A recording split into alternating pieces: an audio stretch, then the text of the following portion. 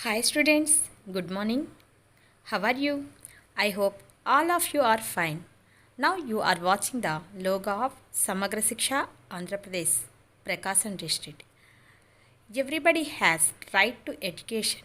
I mean either girl or boy has the right to study well. Our constitution gives us the right to study anywhere at any time. Okay, students, first of all, I want to introduce myself. My name is T.Srivani. I am from KZBV Ponalur, Prakasam district. Okay, students, in this class, I will explain you one lesson from 7th class. Students, you don't bother about the new syllabus.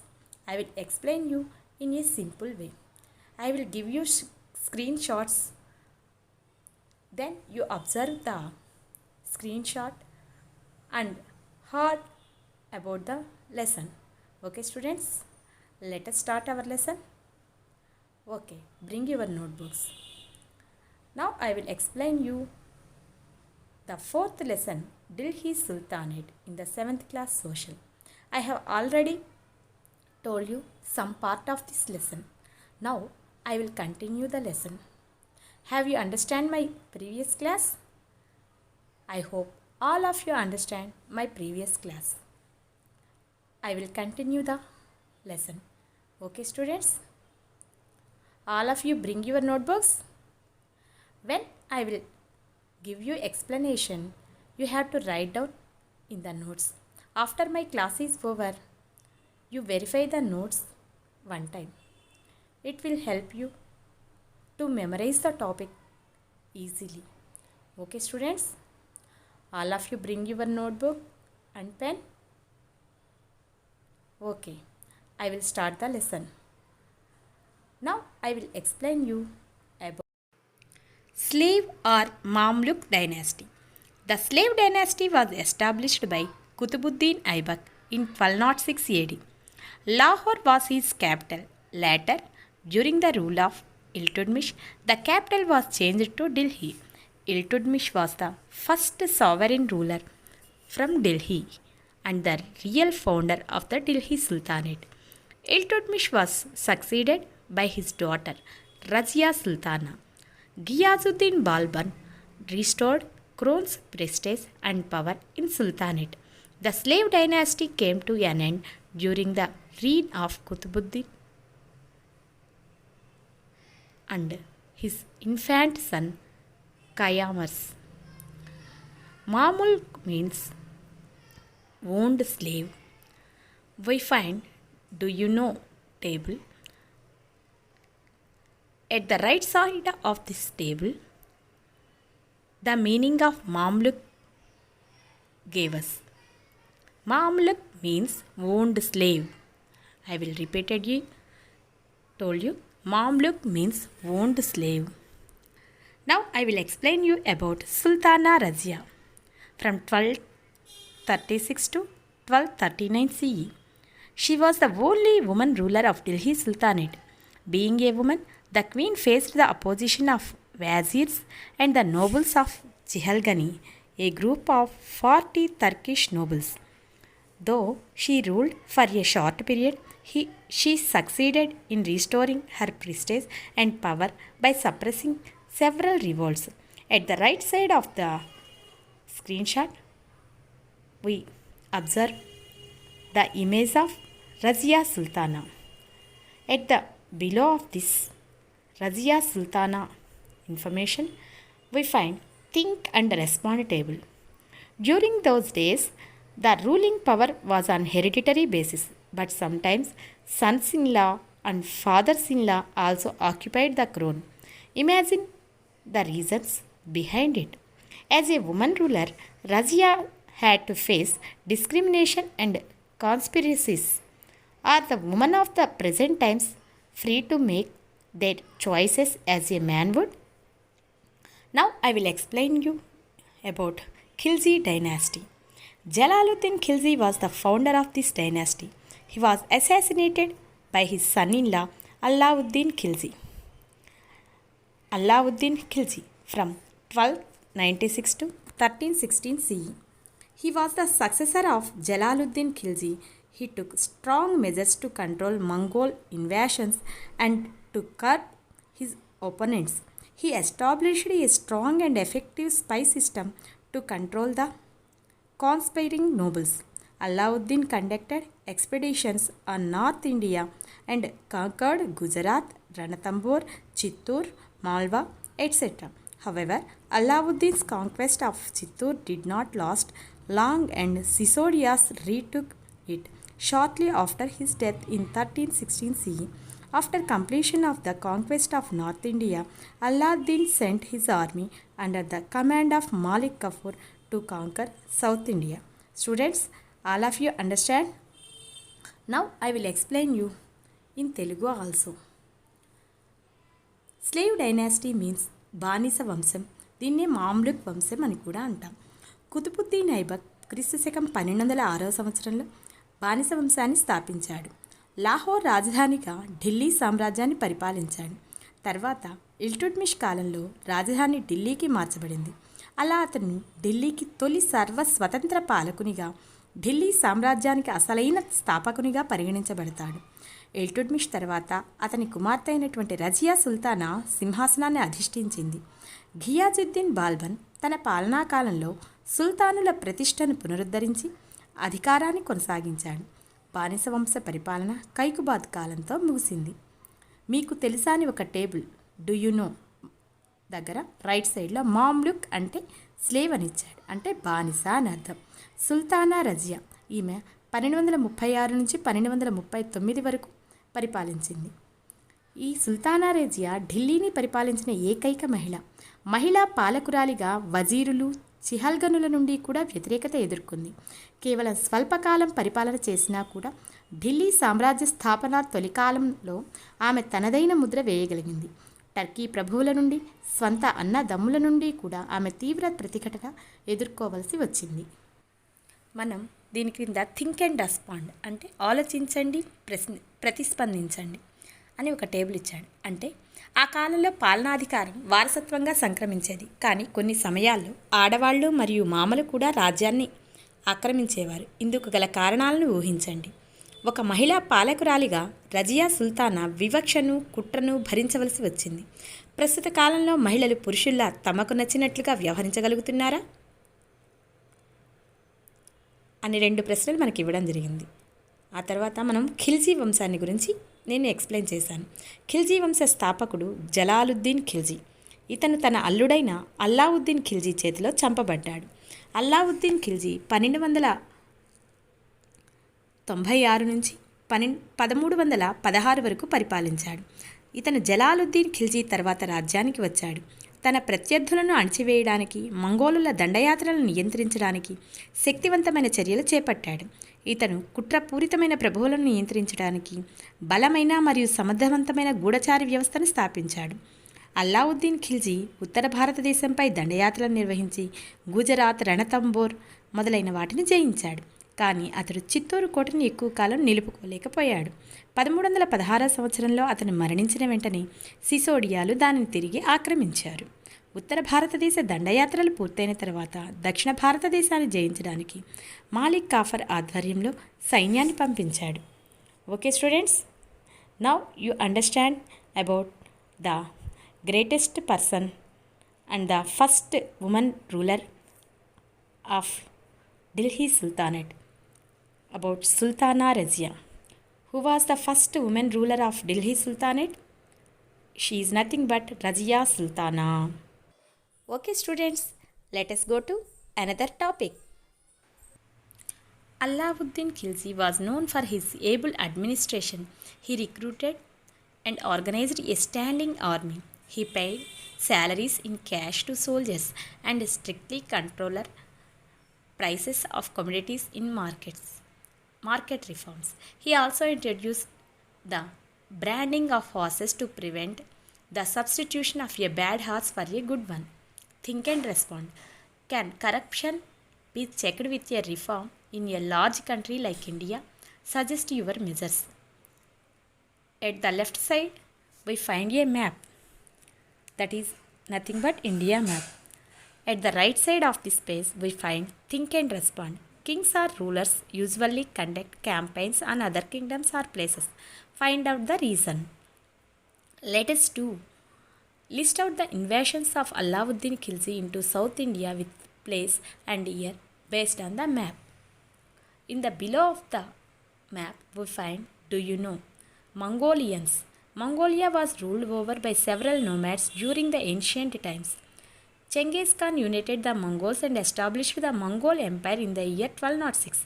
During the rule of Delhi Sultan, Mongols conducted several invasions into India from 1221 to 1368. Next, Tughlaq dynasty. Ghiyazuddin Tughlaq founded the Tughlaq dynasty by bringing to an end the reign of Kaiser Khan. Muhammad bin Tughlaq and Firoz Shah Tughlaq were prominent rulers. Taimur, the ruler of Central Asia, invaded India during the rule of the Tughlaqs. Okay students, do you understand? Now I will explain you good in Telugu. Alauddin Khilji మంచి పరిపాలనాధ్యక్షుడు. సిద్ధ సైన్యాన్ని నియమించి సైనికులకు నగదు రూపంలో జీతాలు చెల్లించాడు. Market సంస్కరణలలో భాగంగా వస్తువుల ధరలను క్రమబద్ధీకరించాడు. నాణ్యమైన గుర్రాల స్థానంలో సమర్థత లేని గుర్రాలు బదిలీ కాకుండా వాటిపై ముద్ర వేసే పద్ధతిని ప్రవేశపెట్టాడు. థింక్ అండ్ రెస్పాండ్ అంటే ఆలోచించండి, ప్రతిస్పందించండి. కరప్షన్ అంటే అవినీతి అంటే ఏంటి, దీన్ని ఎలా నియంత్రిస్తావు? మనకి ఈ పేజ్లో లెఫ్ట్ సైడ్లో ఇండియా మ్యాప్ ఇచ్చాడు.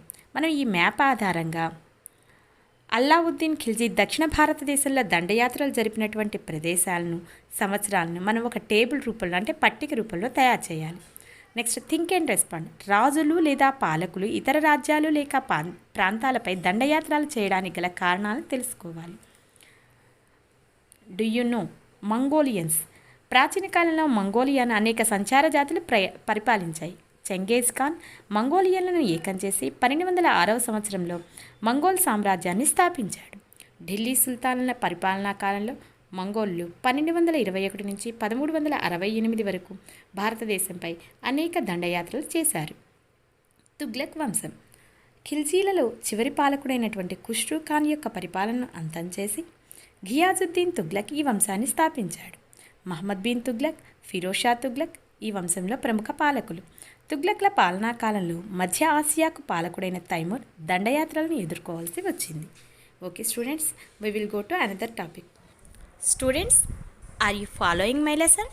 Do you understand my lesson? Students, now I will explain you about Muhammad bin Tughlaq from 1324 to 1351 AD. Muhammad bin Tughlaq was the most learned and yet he was an ascetic ruler. He was proficient in philosophy, mathematics, astronomy, etc. He was an excellent warrior and good administrator of innovative measures. But the truth is that he lacked in practical judgment, and so he failed in implementation of his reforms. Muhammad waged wars with the Turkish nobles, Rajputs, and established a vast kingdom. Sultan changed the capital from Delhi to Devagiri, Daulatabad, as he wanted to establish it at a strategic point and at the central location and close proximity to the south. He ordered the entire population to move with bed and bed. Many died during the travel and some after reaching the destination. He also introduced token currency in copper coins and agriculture reforms. These were calculated experiments which proved a miserable failure of Muhammad bin Tughlaq. Now we find a map at the bottom of this page. India under the Tughlaq dynasty. Okay students, we find a table below this page. Think and respond. What could be the reason for shifting the capital from Delhi to Daulatabad? What might be the reason for the death of many people on their travelling from Delhi to Daulatabad? Okay students, now I will explain you in Telugu also. Muhammad bin Tughlaq గొప్ప విద్వాంసుడు మరియు వింతైన పాలకుడు. ఇతను తత్వశాస్త్రము, గణిత శాస్త్రము మరియు ఖగోళ శాస్త్రాల్లో ప్రావీణ్యం కలవాడు. ఇతను గొప్ప యుద్ధ వీరుడు మరియు నూతన పరిపాలనా పద్ధతులను ప్రవేశపెట్టిన పరిపాలనా దక్షుడు. కానీ నిజానికి ఈ సంస్కరణలను ఆచరణలోనికి తీసుకుని రావడంలో విఫలమయ్యాడు. మహమ్మద్ బిన్ తురుష్క ప్రభువులు మరియు రాజపుత్రులపై యుద్ధాలు చేసి విశాల సామ్రాజ్యాన్ని స్థాపించాడు. వ్యూహాత్మక ప్రాధాన్యత మరియు దక్షిణ భారతదేశానికి దగ్గరగా ఉండాలనే కారణాలతో రాజధానిని ఢిల్లీ నుండి దేశం మధ్యలో ఉన్న దేవగిరి అంటే దౌలతాబాద్కి మార్చాడు. అతడు తన ప్రజలందరినీ వారి సామానులతో సహా దేవగిరికి తరలి రావాల్సిందిగా ఆదేశించాడు. ఈ ప్రయాణంలో అనేక మంది మరణించారు. దేవగిరికి చేరిన తర్వాత మరికొంతమంది మరణించారు. ఇతడు రాగి నాణేలను, వ్యవసాయ సంస్కరణలను ప్రవేశపెట్టాడు. ఈ ప్రయోగాత్మక సంస్కరణలు విఫలమై చివరకు మహమ్మద్ బిన్ తుగ్లక్ ఘోర వైఫల్యాన్ని పొందాడు. మనం ఈ పేజ్ కింద భాగంలో ఒక మ్యాప్ను చూడొచ్చు. అది ఏంటంటే తుగ్లక్ వంశ పరిపాలనా కాలంలో భారతదేశం ఎలా ఉంది అనేది. అక్కడ థింక్ అండ్ రెస్పాండ్ అంటే ఆలోచించండి, ప్రతిస్పందించండి ఒక టేబుల్ ఇచ్చాడు. రాజధానిని ఢిల్లీ నుండి దౌలతాబాద్కు తరలించడానికి గల కారణాలు ఏంటి అని అర్థం. Students, do you understand the topic? Okay. Students, I will explain you about Sayyid dynasty. Sayyid dynasty was the fourth dynasty of the Delhi Sultanate. Kaiser Khan formed this dynasty. Mubarak Shah, Muhammad Shah, Alam Shah were the rulers of this dynasty. Mubarak Shah tried to expand the kingdom, but he failed. The last ruler, Alam Shah, was defeated by Bahalul Lodi and the power into the hands of the Lodi dynasty. Next one, Lodi dynasty. Bahalul Lodi took many measures to satisfy the nobles. The second Sultan named Sikindar Lodi took some measures to stabilize their rule, but in vain. During the rule of Ibrahim Lodi, the last ruler, the Sultanate rule came to an end. Do you know? In 1398 AD, Taimur invaded India and captured Delhi during the Tughlakan rule. It was a barbarous attack. Total country was plundered in the grip of terror. Many constructions were destroyed. He plundered the wealth from India. It took nearly a century to reshape Delhi. These paved a way to Babur's invasions on India and established of Mughal rule. Social, political and economic life. Administration. The Sultan was the head of the empire. The rule was in accordance with Shariat or the Islamic law. The Sultanate was divided into smaller units, Iqtas, Sheikhs, Parganas and villages. The center will not interfere in the affairs of the village administration. The Sultan authority was supreme in all aspects of administration. All the powers of political, legal, military and religious powers vested with him. Iltutmish purchased slaves from military service called Bandagan in Persian. The Sultan was confident in this system as these slaves were loyal and completely depend on their king. It was continued during Khiljis and Tughlaqs. The heirs of the Bandagans who were loyal to Sultan were appointed as generals and governors. Chehalgani played pivotal role during the period of Iltutmish. Do you know? Chehalgani, the administrative support system initiated by Iltutmish with the help of Turkish nobles. This was known as Turkan-i-Chehalgani or Chalisa. This helped to suppress his opponent nobles. Okay students, do you understand? I will explain you in Telugu also. Don't worry students. Delhi సుల్తానుల్లో 4వది అయినటువంటి సయ్యద్ వంశ స్థాపకుడు కిజర్ ఖాన్. కిజర్ ఖాన్, ముబారక్ షా, మహ్మద్ షా, అలం షా ఈ వంశంలో ఇతర పాలకులు. ముబారక్ షా రాజ్యాన్ని విస్తరించే ప్రయత్నం చేశాడు, కానీ విఫలమయ్యాడు. చివరి పాలకుడు అలం షా బహ్లాల్ చేతిలో ఓడిపోవడంతో లోఢీ వంశస్థుల పాలన సంక్రమించింది. లోఢీ వంశం. బహదల్ లోడి తన రాజ్యంలోని ప్రభువులను సంతృప్తిపరచడానికి అనేక చర్యలు తీసుకున్నాడు. రెండవ సుల్తాన్ సికిందర్ లోడి రాజ్యాన్ని సుస్థిరపరిచేందుకు ఎన్నో చర్యలు తీసుకున్నా ప్రయోజనం లేకపోయింది. ఢిల్లీ సుల్తానుల్లో చివరి పాలకుడైనటువంటి ఇబ్రహీం లోడి పాలన తర్వాత ఢిల్లీ సుల్తానుల పాలన అంతమైంది. డూయునో అంటే మీకు తెలుసా? తుగ్లక్ వంశ పరిపాలనా కాలంలో క్రీస్తుశకం 1398లో తైమూర్ భారతదేశంపై దండయాత్ర చేసి ఢిల్లీని స్వాధీనం చేసుకున్నాడు. ఆటవిక పద్ధతిలో జరిగినటువంటి ఈ దాడిలో దేశం భయభ్రాంతులకు లోనవడమే కాకుండా తీవ్రంగా దోచుకోబడింది. అనేక నిర్మాణాలు కూల్చివేయబడ్డాయి కూడా. ఢిల్లీ పునర్నిర్మాణానికి దాదాపుగా శతాబ్దం అంటే 100 సంవత్సరాలు పట్టింది. తర్వాత కాలంలో ఇది బాబర్ దండయాత్రకు దారితీసి మొఘల్ సామ్రాజ్య స్థాపనకు కారణమైంది. సామాజిక, ఆర్థిక, రాజకీయ జీవనం. పరిపాలన. రాజ్యంలో సుల్తాన్ సర్వాధికారి.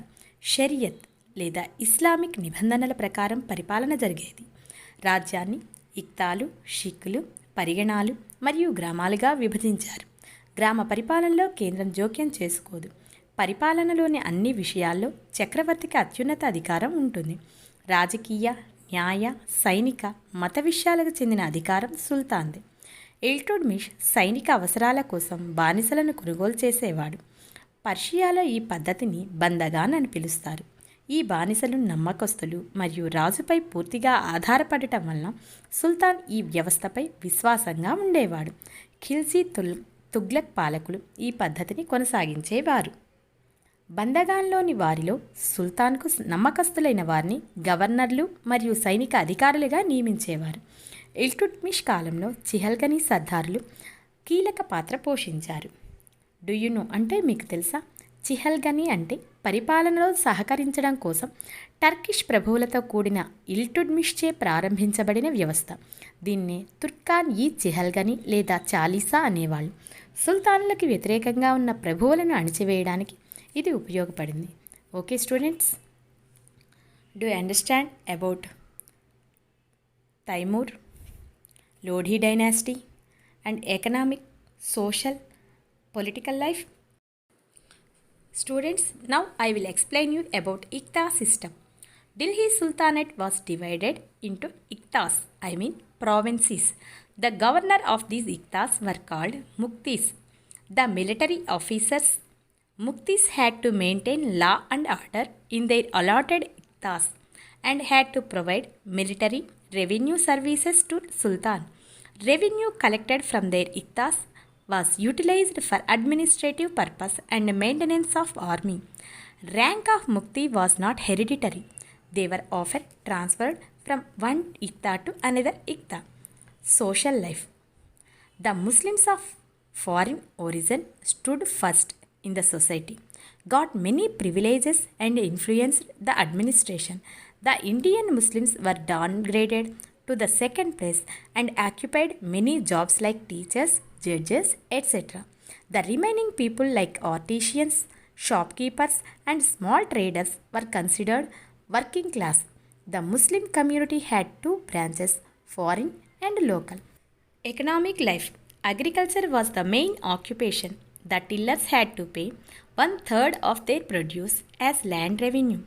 Textile industry was the main industry. The sultans started many karkhanas of different products also. Trade was carried in both ways, internal and international. Delhi, Daulatabad, Lucknow, Lahore and Multan, etc. were the important cities for internal trade. Iran, Arabia, Africa, China and European countries, etc. were connected to the international trade. Cotton, pearls, cereals, indigo and sea pearls were the main exports.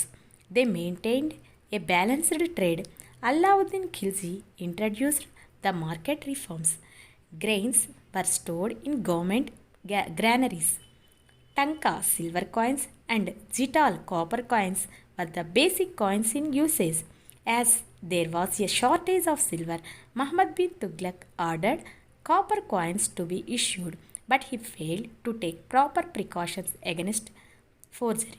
Due to this, common people also started printing the coins on their houses.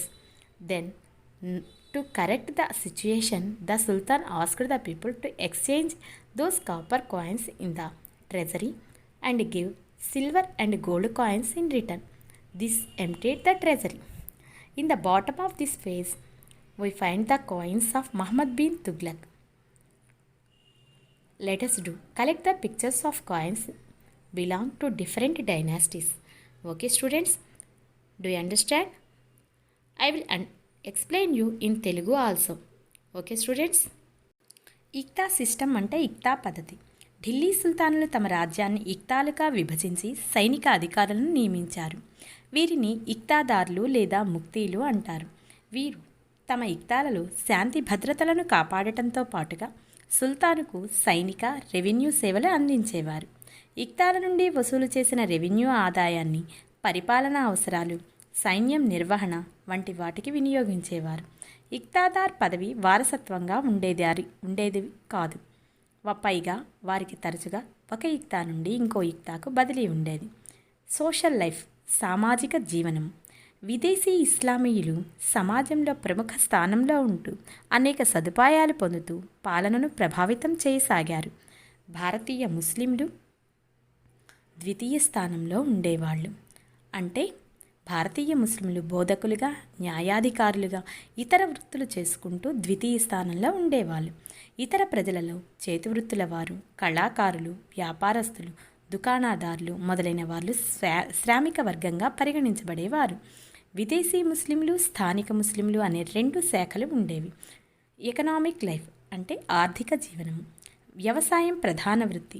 రైతులు పండిన పంటలో 1/3 భాగాన్ని శిస్తు రూపంలో చెల్లించాల్సి వచ్చేది.